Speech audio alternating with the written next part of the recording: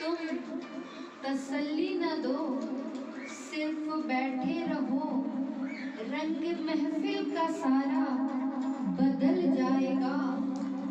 दुख में तपता हुआ और सताया हुआ एक गिरता बदन भी संभल जाएगा।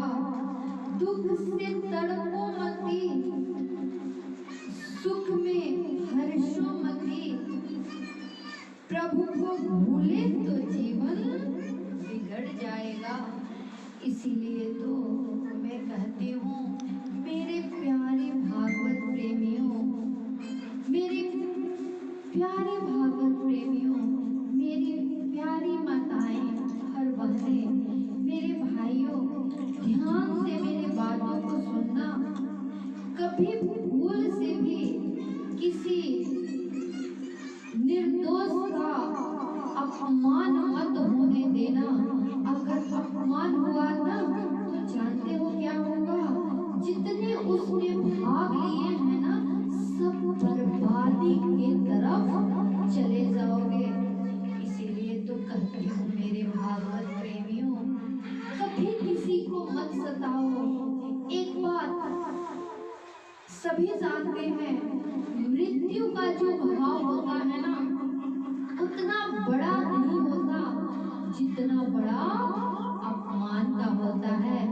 और किसी को इतनी झूठी अपमानित ना करो कि उस अपमान के बदला के लिए आप बर्बाद हो जाओ। क्योंकि अगर आप किसी को झूठा अपमानित करते हो ना, तो जानते हो क्या होता है? एक बदले की भावना जगती है, और उस बदले की जब भावना जगती है ना, तो शायद वो आपके कुल को, आपके वंश को बर्बाद कर सकती है। इसीलिए तो कहती हूँ वक्त रहते संभल जाओ। और आजकल तो बहुत सारी केसेस देखने को आती है। Domestic violence. What is domestic violence? महिला उत्पीड़न। महिला उत्पीड़न की जो केसेस हमारे सामने आती है ना, तो जानते हैं बहुत ही दुख होता है, बहुत ही तकलीफ होता है उनकी देख के। कभी किसी का पति जो होता है ना, जैसे कपड़े बदलते हैं ना, वैसे वो लड़कियां बदलते हैं।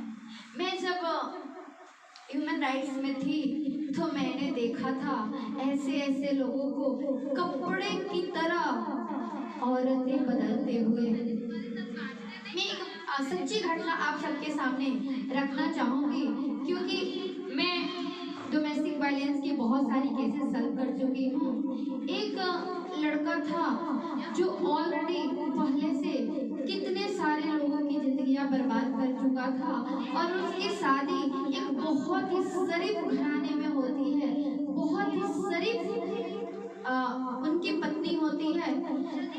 उसके बावजूद भी वो क्या करते हैं, दूसरी औरत को अपने घर में लेकर के आते हैं और उसको वो रखते हैं। और रखने के बाद उस लड़की का परिवार वो लोग विद्रोह करते हैं कि ऐसा नहीं होना चाहिए। और जब शादी होती है ना मेरे प्यारे भागवत प्रेमियों, उस वक्त उस लड़का का शादी के 5 दिन पहले एक्सीडेंट हो जाता है। और एक्सीडेंट होने के बाद लड़की की माता जी कहती है कि मैं अंग से भंग लड़के से शादी नहीं करूंगी। लड़की बोलती है कि मैया, अगर शादी के बाद वो अंग से भंग हो जाता तो क्या मैं उसको छोड़ देती? उसकी माता रोने लगती है और विवाह संपन्न होता है। विवाह के बाद सब कोई अपने पति के साथ घूमने जाता है, लेकिन वो पत्नी अपने पति को लेकर चेन्नई अपोलो जैसे हॉस्पिटल में जाती है, और वहां पर एक तरफ पैसा और एक तरफ अपने पति को रख के तराजू पर तौल देती है। उसके बावजूद जैसे वो लड़का अच्छा होता है, दूसरी लड़की को लेकर के घर में एंट्री कर जाता है। बहुत विद्रोह होता है, क्योंकि वो लड़की इतनी शरीफ घराने से थी कि ये सब देख करके उसको ऐसा लग रहा था कि हो क्या रहा है, व्हाट इज दिस। उसके बाद उस लड़की अपना हक मांगती है, उसको मार करके फेंक दिया जाता है और फेंका जाता है चौराहे पर। प्रशासन लड़की के साथ खड़ा है, पूरा प्रशासन उस लड़की का साथ दे रहा है। लेकिन वो लड़की क्या कहती है पता है? जब वो वेंटिलेटर में रहती है, पुलिस रिपोर्ट बना रहे होते हैं लड़की से मिलने के लिए, लड़का वहां खड़ा होकर के उसके माँ बाप उससे माफी मांगते हैं। तो लड़की क्या कहती है जानते हैं भागवत प्रेमियों, कि मेरा एक्सीडेंट हो गया। पुलिस उन लोगों को छोड़ देती है, लेकिन बाद में पुलिस भी जानती है कि लड़की उस समय उन लोगों को बचाने के लिए ऐसा बोल रही है। उसके बाद उन लोगों ने बार बार लड़की अपना हक मांगती है, लेकिन वो लोग मार करके फेंक देते हैं। फिर उस लड़की को जिससे उस लड़की बात करती होती है ना, तो जानते हैं उसके परिवार वाले क्या बोलते हैं उसी के साथ उसका चक्कर होगा। और मेरे प्यारे भागवत प्रेमियों, आप सभी जानते हैं एक औरत का कैरेक्टर कितना भी अच्छा हो जाए, कितनी भी अच्छी हो कैरेक्टर की हो, लेकिन अगर कोई ऐसा जो दुष्ट व्यक्ति होते हैं ना, दुष्ट को अपनी सफाई पेश करने बहुत अच्छी तरह से आती है, क्योंकि वो जानते हैं कि हम गलत हैं और गलत लोगों को अपनी सफाई बहुत अच्छी तरह से देने आती है। तो वे लोग क्या बोलते हैं उस लड़की को कि तुम जो हो ना उसके साथ तुम्हारा चक्कर है, उसके साथ है। उसमें इस टाइप के जितने लोग होते हैं, जितने लोगों के घर में अपने माँ बहन की इज्जत नहीं होती है, वे सब उसका साथ देते हैं। एक बार तो ऐसा हुआ कि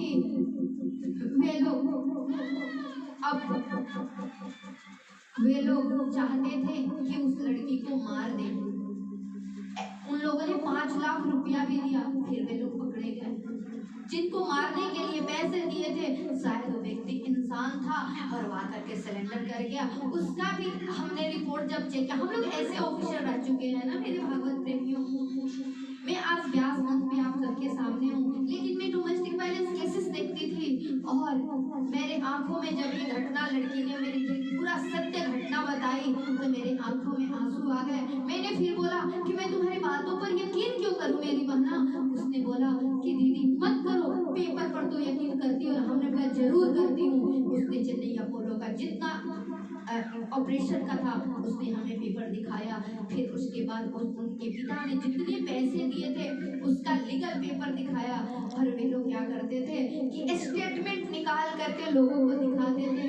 तो अरे मेरे भोले भाइयों, वो उसको दिखाना जो लोग अनपढ़ अनाड़ी जाहिल है, जो लोग अपने माँ को माँ नहीं समझते हैं, बहन को बहन नहीं समझते हैं, बेटी को बेटी नहीं समझते हैं, ये उनके लिए मैंने लगता है हम लोग दिखावे के जिंदगी पर नहीं जीते। अगर केस कोर्ट में है तो वहाँ सर्च करते कि सच क्या है। और मैं तो कहती हूँ ऐसे दुष्ट को सजा देने कोई पाप नहीं है। हो सके तो फिर चौराहे पर ऐसे दुष्ट को फाड़ देना चाहिए। अगर इसके लिए अगर छोटी छोटी कुछ झूठ की भी सहारा लेना पड़ा, तो मैं व्यास मंच से बोल रही हूँ, जहाँ भागवत जी हमारे श्री कृष्ण जी स्वयं विराजमान है, उसको सजा अगर दे सकती हो तो मेरी बहनें जरूर देना, क्योंकि दुष्ट को सजा देना एक परम धर्म में समझती हूँ। मैं आज भी अपने व्यास मंच से अपने उन पीड़ित बहनों के लिए लड़ूंगी। मैं उन पीड़ित बहनों के लिए एक आश्रम बनाऊंगी जहां पर मेरी बहनें रह सके।